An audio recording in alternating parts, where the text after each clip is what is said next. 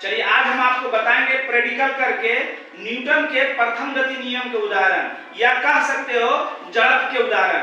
ये जो है ये बस है, अब बस में ये चुनमुनिया सवारी बैठा हुआ है ना। अब ये बस अभी किस अवस्था में है? ये बस अभी किस अवस्था में है? विरामावस्था में। किस अवस्था में है?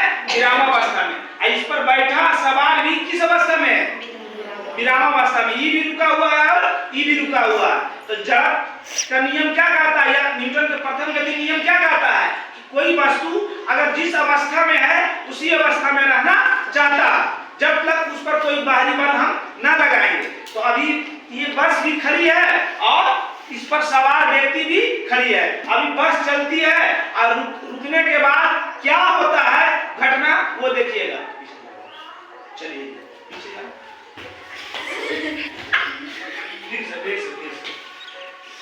लोग दो सर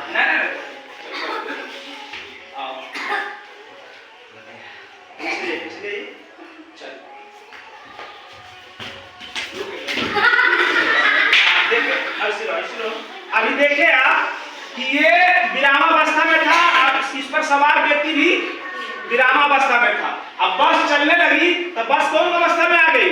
बस कौन अवस्था में आई? गति अवस्था में। मगर ये इस पर सवार व्यक्ति कौन अवस्था में था? विराम अवस्था में था। बोलो, बस जब चल रही थी बस कौन अवस्था में आ गई? गति की अवस्था में। और उस पर सवार व्यक्ति कौन अवस्था में थी?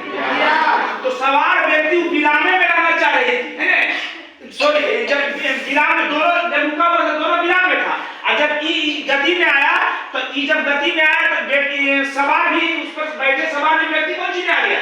गति अवस्था में आ गया। की में आ गया? गति अवस्था में आ गया। और जैसे ही रुका तो की में हो गया?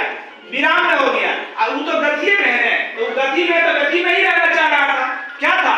गति में था तो गति में ही रहना चाह रहा था, लेकिन ये एकाएक रुका, गति में था इसलिए ही आगे चला आया। समझ में आया सबको?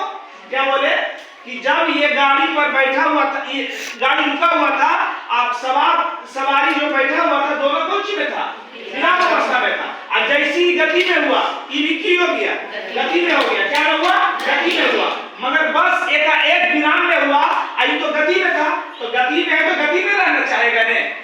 क्या कहता है जड़त्व का नियम? क्या कहता है कि गति में है तो गति में रहना चाहेगा। तो ये गति में था, गति में ही रहा और गति में रहना चाहा, लेकिन बस क्या हुआ? विराम में हुआ, रुका, एकाएक रुका, इसलिए ही क्यों हुआ? आगे चला गया।